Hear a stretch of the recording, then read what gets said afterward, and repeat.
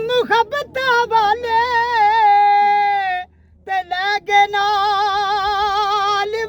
हासे दिल नहीं लगदा यार मुहम्मद ते जाइए केड़े पासे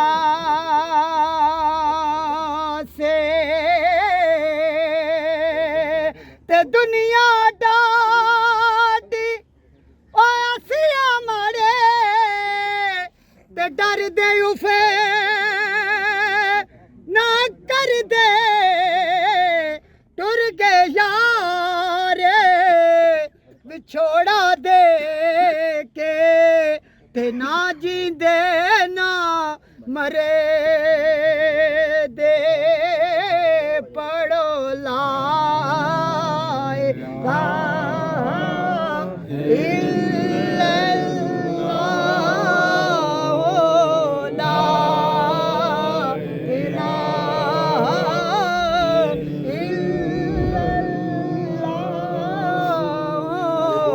लोहीबेर वाले मलिक खालिद इनायत के भाई मलिक हफीज और मलिक जहांगीर के मामू मलिक तैमूर, मलिक साजिद और मलिक माजिद के चचा, मलिक गुलरेज अख्तर और मलिक सखावत अली के तायाजाद भाई, मलिक जुकराज, मलिक एजाज और मलिक इखलाक के खालाजाद भाई, मलिक नबीर और मलिक अदील के वालिद गिरामी मलिक वाजिद अली एडवोकेट की नमाज जनाजा लोहीबेर अवान में अदा कर दी गई। मरहूम मलिक वाजिद अली एडवोकेट का जनाजा लोहीबेर की तारीख का सबसे बड़ा जनाजा था। आहूं और सिस्कियों में मलिक वाजिद को सुपुर्द खाक कर दिया गया। नमाज जनाजा में मारूफ सियासी समाजी कारोबारी शख्सियात, इलाका माहिदीन, बरादरियों की सरकर्दा अफराद, मौजूजीन और वकला की बड़ी तादाद ने शिरकत की। मरहूम की खिदमात को खराज तहसीन पेश करते हुए बार एसोसिएशन की जानिब से तुरबत पर फूलों की चादर चढ़ाई गई। बाद अज़ान दुआए मग़फ़िरत के वक्त हर आंख अश्क बहार थी। अल्लाह ताला मरहूम को जन्नतुल फिरदौस में आला मुकाम अता फरमाए और पसमानदगान को सब्र जमील अता फरमाए। कासी राजा साजिद हमारे यूट्यूब चैनल खबरनामा टीवी को सब्सक्राइब, फेसबुक पेज को फॉलो और लाइक कीजिए ताकि नई आने वाली वीडियोस अब तक फौरी पहुंच सकें। शुक्रिया।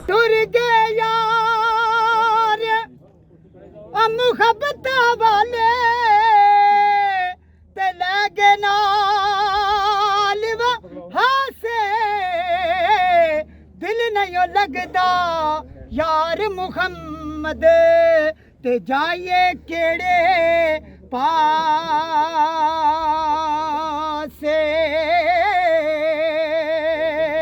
ते दुनिया डाडी आसिया मारे ते डर दे उफे ना कर दे टुर गए यार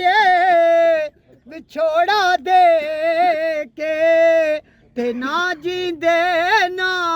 मरे दे टुर गए यार मुहब्बत वाले ते लगे नाल हासे दिल नहीं लगदा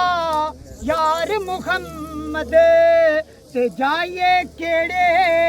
पासे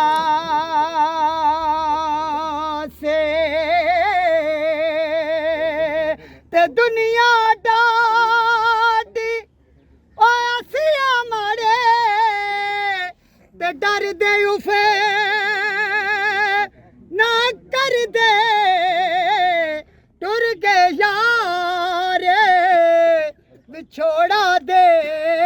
के ते ना जींदे ना मरे